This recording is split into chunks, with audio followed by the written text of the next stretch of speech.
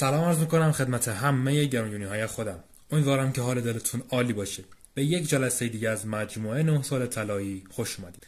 طبق روال هر جمعه چنل ما قراره که 9 تا از مهمترین سوالات گرامر رو حل کنه و اصلا هم نگران هیچی نباشید، چون که هر سوالی آموزش جداگانه خودش رو توی چنل داره.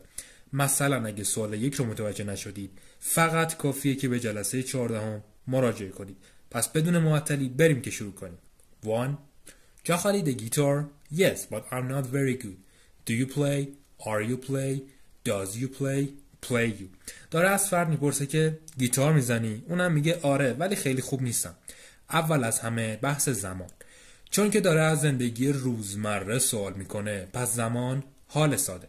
گزینه B که فعل to be داره حذف میشه. توی جلسه 14 گفتیم که برای سوالی کردن حال ساده از do یا does کمک میگیریم. پس گزینه D هم غلطه. بین A و C چون فاعل یا سابجکت ما you هست، پس گزینه A صحیحه. 2. Before Maria came to United States, she جاخلی understand much English. Can, can't, couldn't, doesn't.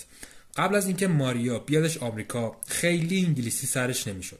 چون از توانمندی ها و قابلیت ها صحبت میکنه، فعل مدال can یا could باید استفاده کنیم. پس دی غلطه. بین بقیه گزینه ها چون زمان گذشته هست، پس بهترین گزینه C خواهد بود.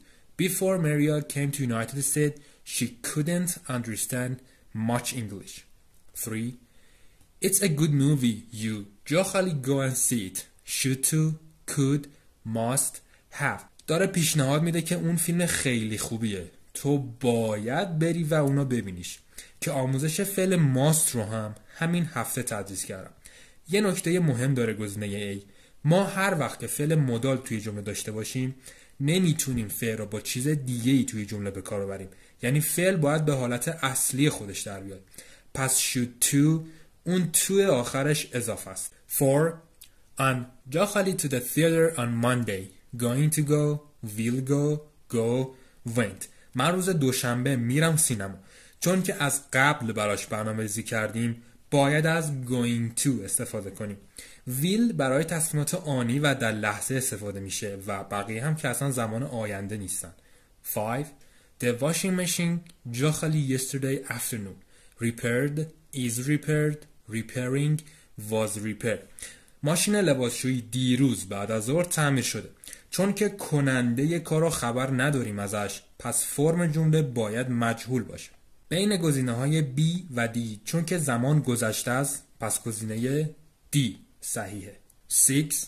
William Shakespeare جاخلی from 1564 to 1616 lived, has lived, have lived, were living. ویلیام شکسپیر از سال 1564 تا 1616 زندگی میکرده.